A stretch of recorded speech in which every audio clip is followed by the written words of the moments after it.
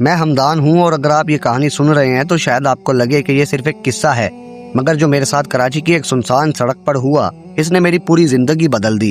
اب میں وہ لڑکا نہیں رہا جو صرف پڑھنے کے لیے گاؤں سے شہر آیا تھا۔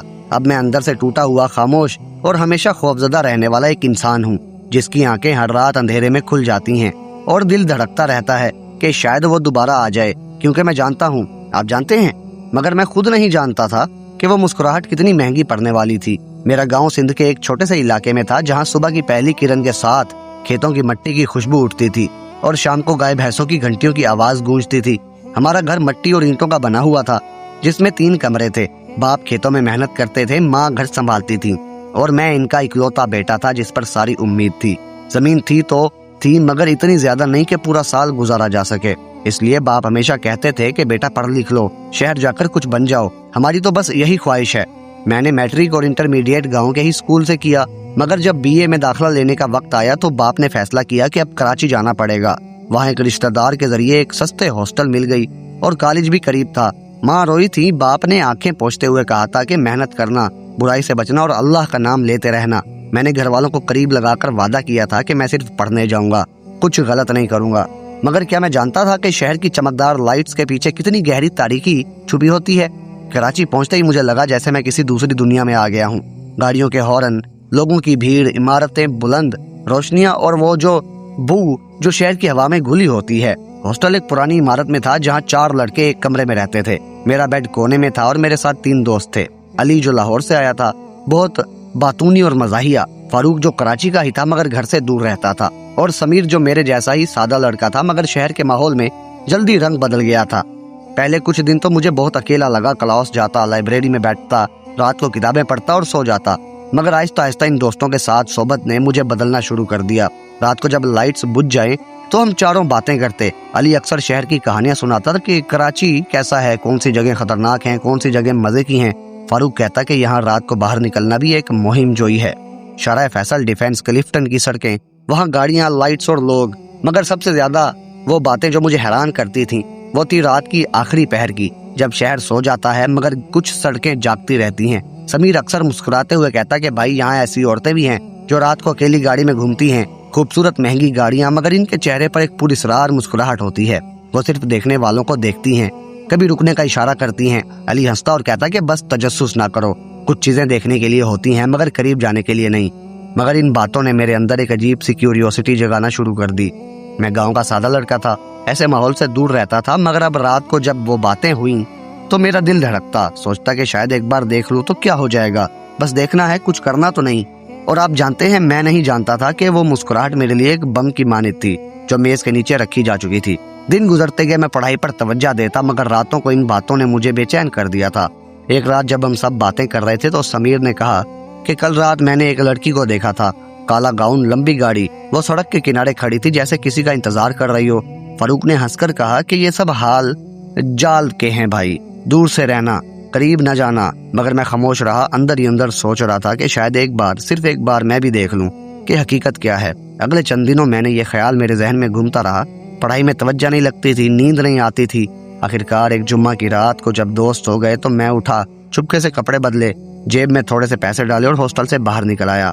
دل زور زور سے دھڑک رہا تھا، ٹانگیں کانپ رہی تھیں، مگر تجسس نے مجھے آگے بڑھایا۔ میں نے سوچا بس دور سے دیکھوں گا، پھر واپس آ جاؤں گا، کوئی بات نہیں ہوگی، یہ صرف ایک رات ہے۔ مگر آپ جانتے ہیں میں نہیں جانتا تھا کہ یہ رات کبھی ختم نہیں ہونے والی۔ رات کا ماحول بہت مختلف تھا، شہر کی وہ ہلچل جو دن میں ہوتی تھی اب خاموش تھی، صرف کبھی کبھار گاڑیوں کی آواز آتی۔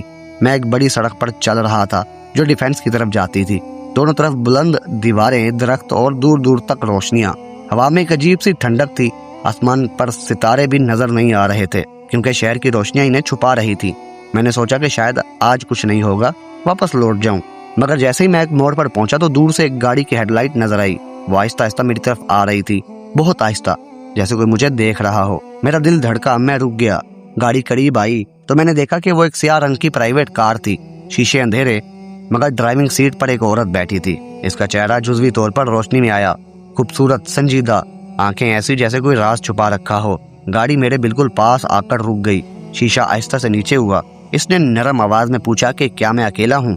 میں نے ہاں میں سر ہلایا، گلے میں کچھ نہیں نکل رہا تھا۔ اس نے مسکرا کر کہا کہ بیٹھ جاؤ، घूम कर आते हैं। मैंने सोचा बस एक चक्कर देख लेता हूँ और फिर वापस।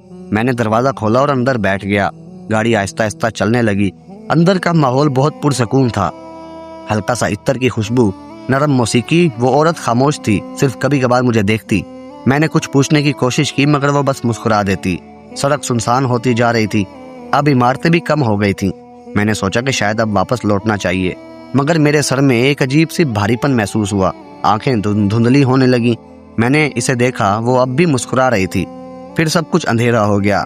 बस इतना याद है कि मैंने सोचा था कि ये गलती थी, मगर अब वापस नहीं जा सकता था।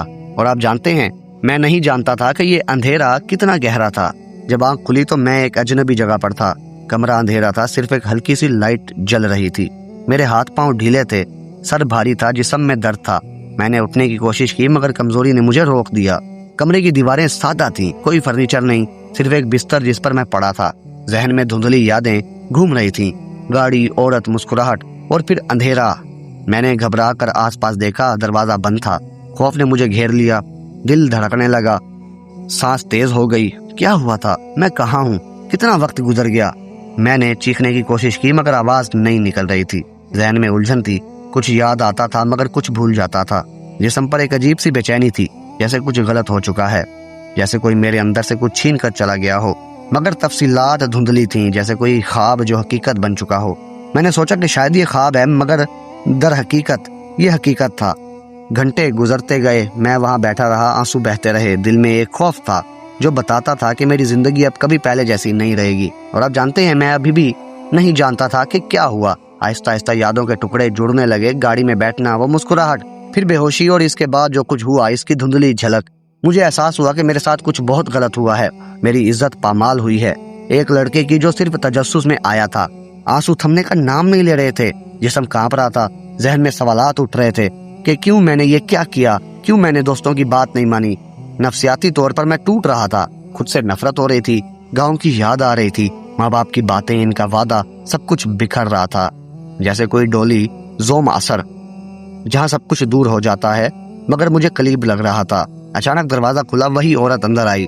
अब वो मुख्तलिफ लग रही थी, चेहरे पर कोई मुस्कुराहट नहीं, आंखें सर्द। इसने मेरे सामने एक लिफाफा रखा और कहा, ये 2 लाख रुपए हैं, ले लो और जो हुआ है इसे भूल जाओ। अगर तुमने किसी को बताया तो तुम्हारी और तुम्हारे घर वालों की जिंदगी तबाह कर दी जाएगी। तुम जानते हो हम कौन हैं? मैंने लिफाफे की तरफ देखा भी नहीं, बस इसे घूरता रहा। वो मुस्कुराई और कहा कि अब तुम आजाद हो, बाहर गाड़ी खड़ी है, वो तुम्हें हॉस्टल के करीब छोड़ देगी, मगर याद रखना, जुबान बंद रखना। फिर वो चली गई। मैंने लिफाफा उठाया, हाथ कांप रहे थे। बाहर निकल गया, गाड़ी में बैठाया गया। आंखें बंद थीं, दिल में एक तूफान था और अब मैं जानता था मगर बताने से डर लग रहा था। जब गाड़ी ने मुझे हॉस्टल के करीब छोड़ा तो सुबह हो चुकी थी। मैं लड़खड़ाते हुए अंदर दाखिल हुआ। दोस्त अभी सो रहे थे। मैं अपने बेड पर गिर पड़ा, आंखें बंद की मगर नींद नहीं आ रही थी। जिस्म में दर्द, जहन में खौफ और वो लिफाफा जो जेब में था। मैंने सोचा कि पैसे वापस कर दूं, मगर डर लग रहा था। दिन भर मैं खामोश रहा, कुछ खाया नहीं, क्लास नहीं गया। शाम को जब दोस्त पूछने लगे तो मैंने कहा कि बस तबीयत ठीक नहीं है, मगर अंदर से तो मैं टूट रहा था। रात को जब सब सो गए तो मैंने अली को जगाया और इसको एक साथ बिठाकर सारी कहानी बताई, शुरू से आखिर तक। वो हैरान रहे। फारूक ने कहा कि तुम पागल हो गए थे।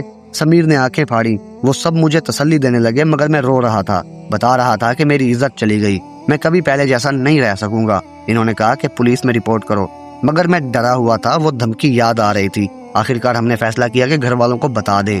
अगले दिन मैंने गांव फोन किया। माँ ने आवाज सुनी तो रो पड़ी। बाप ने पूछा क्या हुआ।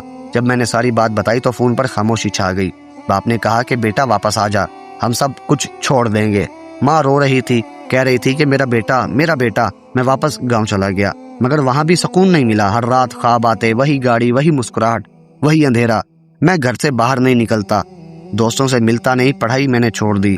माँ बाप मुझे देखकर रोते, कहते कि अल्लाह का शुक्र है तुम जिंदा हो, मगर खुद को मुर्दा महसूस करता। जहनी ट्रॉमा ने मुझे घेर लिया था।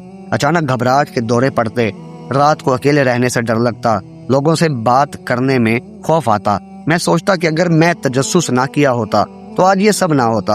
अगर मैंने शहर के माहौल से बचा होता तो मेरी जिंदगी अभी भी सादा और खुश होती। अब हर गाड़ी की हेडलाइट मुझे इस रात की याद दिलाती है। अब हर खामोश सड़क मुझे डरा देती है। आज मैं गांव में ही हूँ, खेतों में बैठा रहता हूँ, मगर अंदर से खाली। वो 2 लाख रुपए मैंने माँ बाप को दे दिए थे। इन्होंने कहा कि ये पैसे हमारी इज्जत के नहीं, मगर मैंने कहा कि रख लो, शायद काम आ जाएं। मगर हर रात जब मैं सोचता हूँ तो दिल कहता है कि हमदान, तुमने ये चमकती चीज को सोना नहीं समझना था, मगर वो जहर था। गलत तजस्सुस ने तुम्हें तबाह कर दिया। गुनाह और गलत रास्ते इंसान को अंदर से खोखला कर देते हैं। गैर महफूज माहौल में कदम रखना, रात के अंधेरे में तजस्सुस करना, ये सब इंसान की जिंदगी को हमेशा के लिए बदल देता है। और अब जब भी मैं कोई सुनसान सड़क देखता हूँ तो सोचता हूँ क्या वो अब भी कहीं मुझे देख रही है। अगर आप ये कहानी सुन रहे हैं तो याद रखें, हर चमकती चीज सोना नहीं होती। गलत रास्ते पर एक कदम भी उठाना काफी है कि पूरी जिंदगी बर्बाद हो जाए। बच्चों को सिखाएं कि तजस्सुस अच्छा है मगर हद में। शहर के चमकदार माहौल में भी कुछ तारीकियां छुपी होती हैं। और सबसे बढ़कर अल्लाह का खौफ दिल में रखें।